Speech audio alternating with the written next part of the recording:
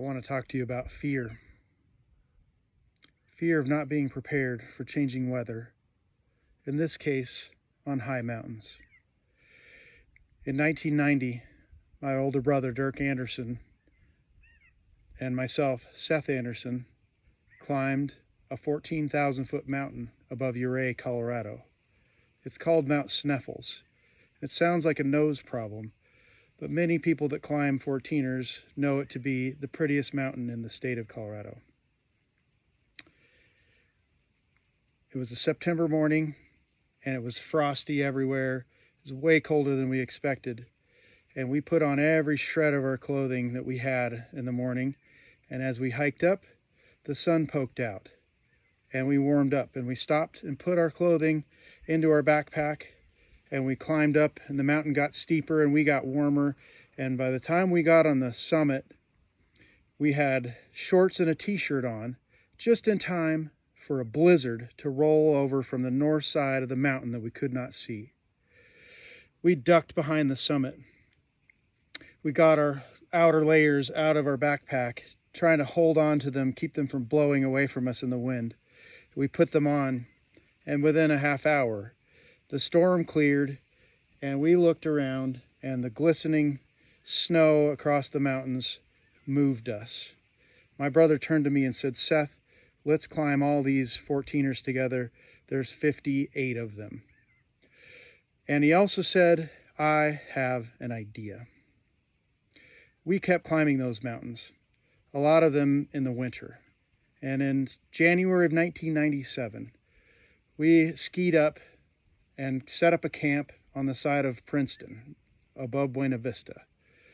And we climbed up, and it was getting dark, and got to 7 below, and my brother stopped, and he dropped his glove. And I saw his glove blow across in front of me, and I ran, and I grabbed the glove, and I walked up the crunchy, icy snow back to the ridge, and I handed him his glove, and he looked at me, pale-faced, shivering, with fire in his eyes. He said, "Seth, I have an idea." We kept climbing mountains, and we had to backpack into many of them with heavy backpacks. And it's always been a conundrum as to when we get to that mountain, if we carry our heavy backpacks to the summits of these mountains, or if we carry a separate backpack. And those experiences gave us an idea. In 2010, my brother and I went to climb and fulfill a dream of my brother's of climbing Denali, the highest point in North America, 20,320 feet in Alaska.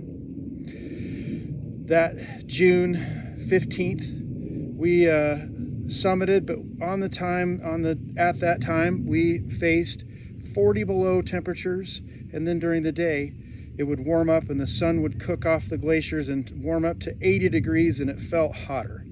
And we've dealt with those extreme temperatures. And when we summited and we skied back down, the rangers at Denali National Park said that 8 people had lost parts of their hands on summit day because it was so cold.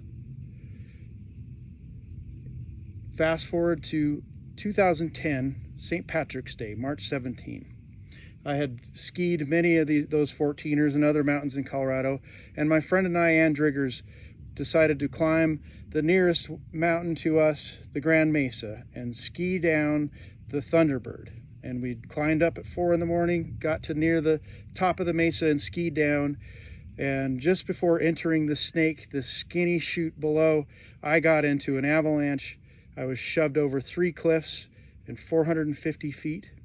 And instead of being buried, I was thrown out of a turn in the couloir and into the air and hit a tree and slumped down. And I looked over the edge of the cliff below me to 70 feet of bare boulders below me. And I looked down at my legs, and one heel was in my lap and the other heel was next to my ear. And I called 911, and I'm lucky to still be alive today. But the avalanche had taken all of my clothing and my backpack and my skis away from me, and all I had was just my outer shell and a long sleeve t-shirt, and that gave me an idea. All those experiences culminated to a great many ideas that we had, and we decided to do something about them. And the first day that we climbed Mount Sneffels, we went home and we sewed up hats that would change with the weather. At first, we just made neck eater hats, and they were able to vent so that on the way up the mountain, we could open the top and vent. And if it got warmer, we could just use them as headbands. And then if we face colder temperatures, we always have with us a way to cover our whole head, neck, and face fully, partially, or just use them as a neck eater. On the side of Mount Princeton, when my brother dropped his glove, we thought about ways to stick our hands out of the front of gloves, or even better, not have to remember gloves at all. If we want our body this warm, we decided it would be useful to be able to cover our hands to our fingertips with what we're already wearing. And some have options to be mostly covered and use your fingers, but all of our layers we try to have what we need with them on them. Also, those extreme temperature changes led us to not only make hats, but figure out how to add a neck eater or a face mask to our hoods. 50% of your body heat can escape out the top of your neck and head. So adjusting our temperature on top makes a lot of sense and works out in mountains and even in daily life. And if you don't need them, they're away. Sleeves are long, they're away.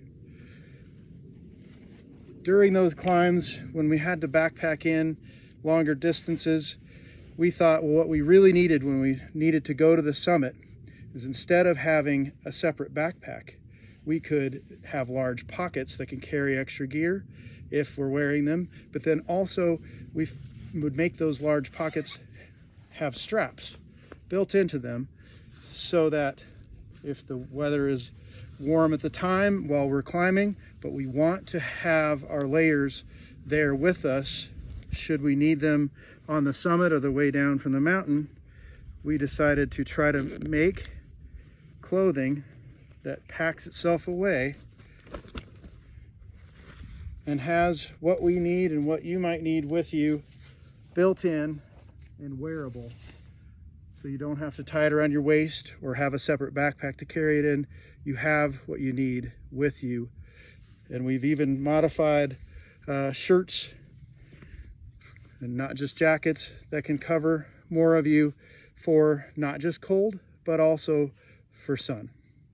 From fear on the sides of mountains and in travels, we decided to take that fear and turn it into creative solutions to help us stay safe in dangerous and fearful climates. And we hope that we can help other people face their fears and have what they need with them to face their challenges. Thank you.